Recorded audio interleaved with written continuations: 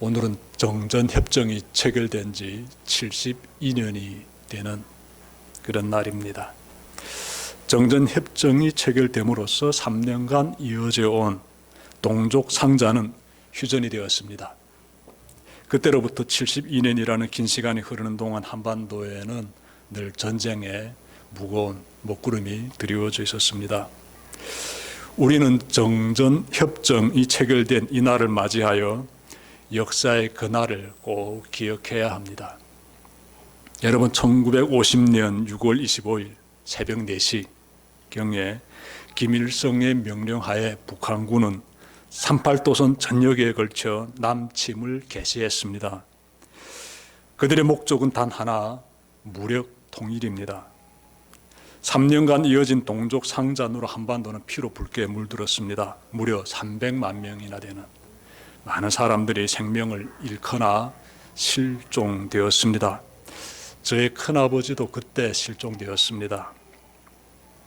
미국 정치학자들의 연구에 의하면 1871년부터 1965년까지 세계에서 93번의, 93번의 중요한 전쟁들이 일어났는데 그 중에서 한국 전쟁이 세 번째로 가열처절한 전쟁이었다라고 합니다. 1위와 2위는 제2차 세계대전과 제1차 세계대전이 됩니다. 그리고 제3위가 1953년 그 7월 27일에 정전협정 체결된 그 우리 역사에 정말 가슴 아픈 그 전쟁이에요. 6.25 전쟁입니다. 한국 전쟁은 군인들이 많이 또 희생되었죠. 민간인도 많이 희생되고. 여러분, 북한에서는 6.25 전쟁을 어떻게 말하는가 하면 남한의 침략을 물리친 정의의 전쟁이었다라고 백성들을 교육시킵니다. 우리는 다 그 사회에서 그 교육을 받았어요. 세뇌당했습니다. 야, 북한이 정의의 전쟁을 했구나. 6.25 전쟁은 정의의 전쟁이었구나. 그에 못이 박히게 들었습니다. 그래서 중요한 단어가 정의가 되겠습니다. 정의. 자, 그런데 한국에 와서 보니까 북한이 말한 그 내용이 새빨간 거짓말이더라고요. 6.25 전쟁은 북한이 치밀하게 준비하고 일으킨 침략 전쟁이었습니다. 더 충격적인 것은 북한군이 저지른 민간인 학살입니다. 북한군이 전라남도에 있는 영광교회에서 저지른 만행만 제가 전해드릴게요. 저들은 어린 아이들부터 시작해서 노인에 이르기까지 무려 77명의 민간인을 무참하게 학살했습니다. 북한군은 그들을 죽창으로 찔러 죽이고 그리고 그들의 목에 돌을 매달아 가지고 바다에 던져 죽였습니다. 6.25 전쟁 당시 북한군이 기독교인들을 비롯하여 민간인을 학살한 이 사건들을 언급하자면 아마 밤이 샐 것입니다. 그런데도 북한은 어떻게 말하고 있는가 하면 6.25 전쟁은 정의 전쟁이다라면서 지금도 백성들을 세뇌시키고 있는데 참으로 가소롭습니다. 자, 그러면 북한의 침략을 막아낸 미군은 한반도에서 정의로운 전쟁을 했을까요? 대한민국을 지키기 위해 피 흘린 미군의 그 희생적인 그 공로에 대해서는 우리가 깊은 고마움을 꼭 간직하고 있습니다. 한편 그러나 당시의 역사 속으로 들어가게 되면은 미군이 과연 한국에서 정의롭게 싸웠느냐라는 질문 가지게 됩니다. 여러분, 한반도의 역사를 다룬 책이 있습니다. 제목이 쟁점 한국사인데요. 쟁점 한국사 현대편 보게 되면은 한국 전쟁 초기에 작성된 조종사들의 임무 보고서가 나옵니다. 거기에 실린 내용을 보면 미군 폭격기 조종사들이 흰 옷을 입은 사람들을 타깃으로 설정하여 무차별적인 공격을 가했다라고 되어 있습니다. 폭격기 조종사들이 어디에 타깃을 정하는가 봤더니 흰 옷 입은 사람들에게 딱 타깃을 정하고 무차별적인 폭격을 가했다라고 미군 조종사들이 자신들의 임무 기록하는 그 책에다가 기록해 놨습니다. 여기서 말하는 흰옷 입은 사람들이란 당시 하얀 삼배 옷을 입었던 민간인들입니다. 민간인들, 한국의 평범한 민간인들이에요. 조종사들은 적 병력이 전혀 보이지 않는 농촌 지역에 폭격을 가하고 심지어 기총사격까지 가했습니다. 미군 폭격기가 북한의 민간인 거주 지역에 대규모의 폭격을 가했다는 것은 이것은 감출 수 없는 사실이에요. 농촌이든 도시든 가리지 않고 폭격을 가했습니다. 저희 어머님이 평양에서 6.25 전쟁을 겪으셨는데요. 미군 폭격기가 수시로 날아와 가지고 어마어마한 폭탄을 떨궜다고 해요.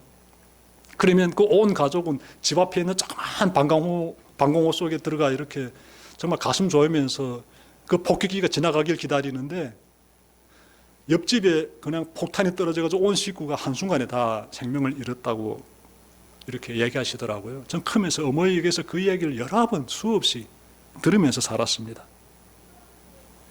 미군이 민간인 지역에 대한 무차별적인 폭격을 퍼부어 수많은 민간인이 목숨을 잃는 그러한 현장에서 우리는 정의를 발견할 수 없습니다. 그것은 민간인을 상대로 자행된 무자비한 학살일 뿐입니다. 6.25 전쟁이라는 참혹한 현장에서 우리는 정의를 찾아볼 수 없습니다. 그리고 6.25 전쟁뿐만 아니라 이 세상에서 일어나고 있는 전쟁마다의 우리는 정의로운 전쟁을 찾을 수가 없습니다. 하나같이 힘 있는 자가 힘 없는 자를 침략하는 피해 전쟁일 뿐입니다. 여러분, 정의란 무엇일까요?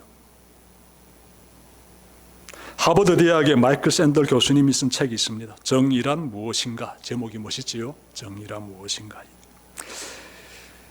샌들 교수님에 따르면 정의는 간단하게 말할 수 있는 주제가 아닙니다.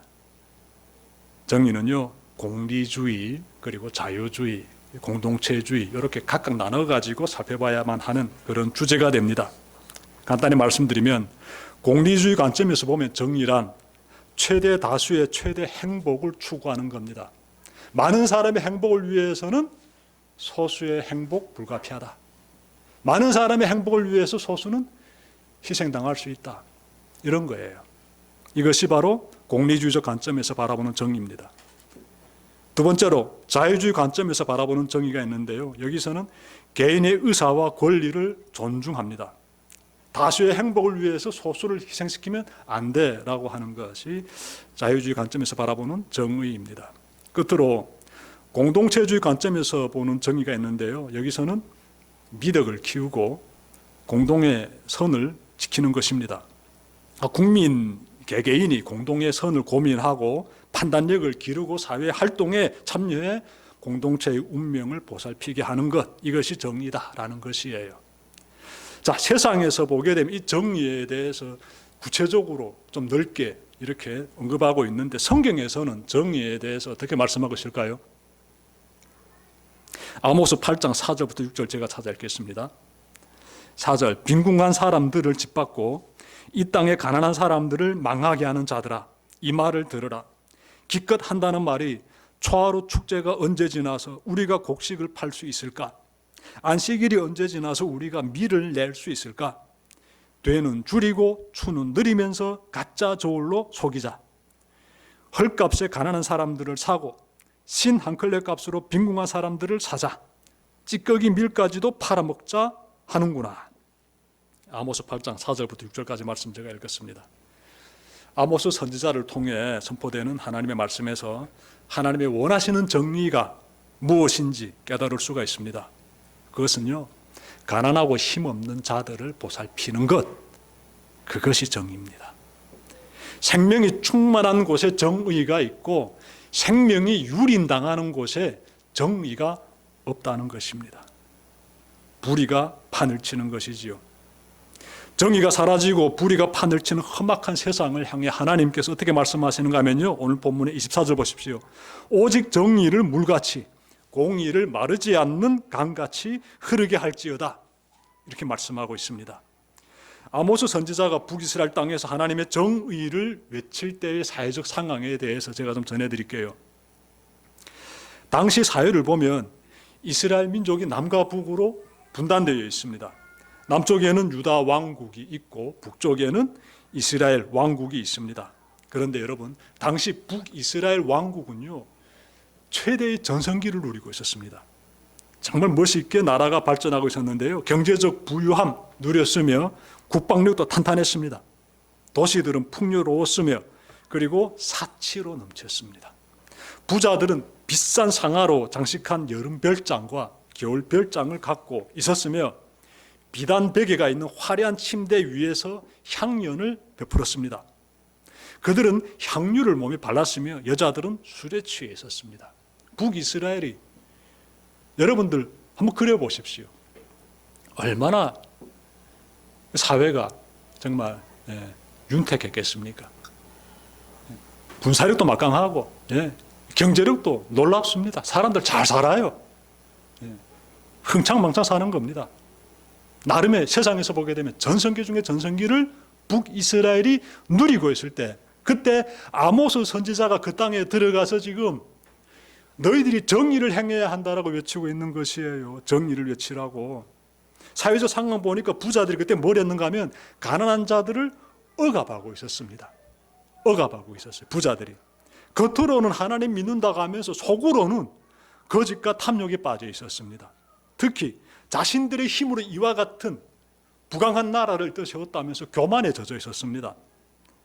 심지어 정의와 공의를 구현하는 데 본을 보여야 되는 이 재판관들이 뇌물을 받아먹고 엉터리 없는 판결을 내렸습니다. 사회가 완전히 병든 것이죠. 겉으로는 너무너무 멋있는데 하나님 보시는 시각에서 이 사회 내면을 뒤다보게 되면 병들어 있는 거예요. 정의가 보이지 않는 것입니다. 정의가. 그래서 이 아모스 선지자가 와가지고 정의를 행해라고 외치는 것이에요. 그들이 선지자의 이 외침에 귀를 기울였을까요? 북이스라엘 역사 보게 되면요, 이들은 20년 만에 나라가 완전히 무너져가지고 아수르에게 나라가 다 그냥 멸망당하고요, 백성들은 포로로 끌려가 버리는 수치를 겪게 됩니다. 20년 전에는 완전히 멋있었는데, 최대 전성기여서 앞으로도 계속 이렇게 살 것 같았는데, 그때 선지자가 들어와가지고 너네 이렇게 하게 되면 망한다, 너네 지금쯤 살게 되면은 이 나라가 망해가지고 포로로 끌려간다, 그러니 정의를 행해라라고 외쳤는데 그 소리에 귀를 기울이지 않고 살았던 결과 나라는 무너지게 되고 백성들은 다 포로로 끌려가는 정말 비통한 그런 비극을 맞이하게 됩니다. 정의를 행하라는 아모스의 그 경고, 하나님께서 아모스를 통해서 그 땅 가운데 전하셨던 그 경고는 지금도 우리에게 동일하게 이어지고 있습니다. 여러분, 한국은 6.25 전쟁의 표 속에서 세계가 경탄하는 기적을 만들었습니다. 대한민국이 그래요. 오늘날 한국은 역사상 유례 없는 우리 반만년 유구한 역사 가운데서 지금처럼 빛나는 전성기 없습니다. 이 대한민국이 전 세계에서요, 이 군사 강대국들 중에 하나가 되어버렸습니다. 경제력은 세계 10위권 안에 들어가 버렸습니다. 한국의 이 문화는 세계를 선두해 버립니다. 우리 민족사에 이처럼 빛나는 전성기 없습니다. 지금 우리 이러한 시대를 살고 있습니다. 마치도 북이스라엘이 그 휘황찬란했던 전성기를 살았던 것처럼 대한민국도 지금 그런 전성기를 달리고 있어요.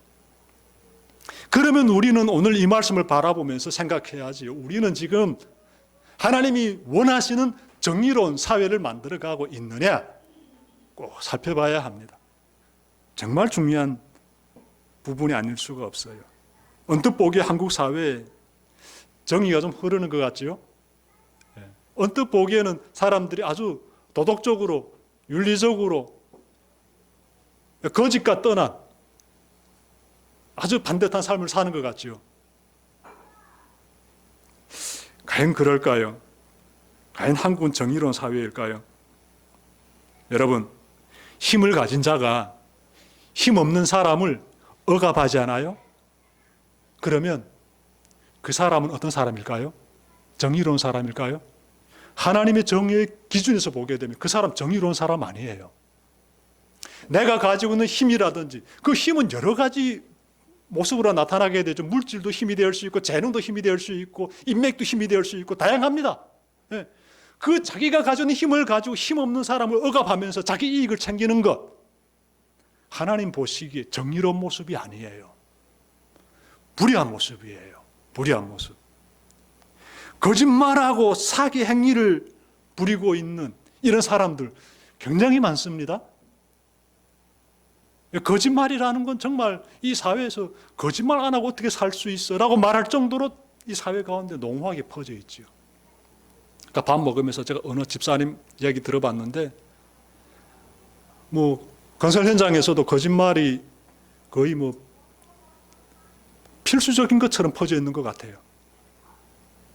이 규정이 있는데 그 규정을 그대로 지키면 그 현장에 들어가서 일할 수 없대요. 그래서 거짓말을 하게 되면 들어가서 일할 수 있다. 이런 이야기 하는 걸 제가 들으면서, 이 땅에서 먹고 살기 위해서 거짓말 해야 되는구나.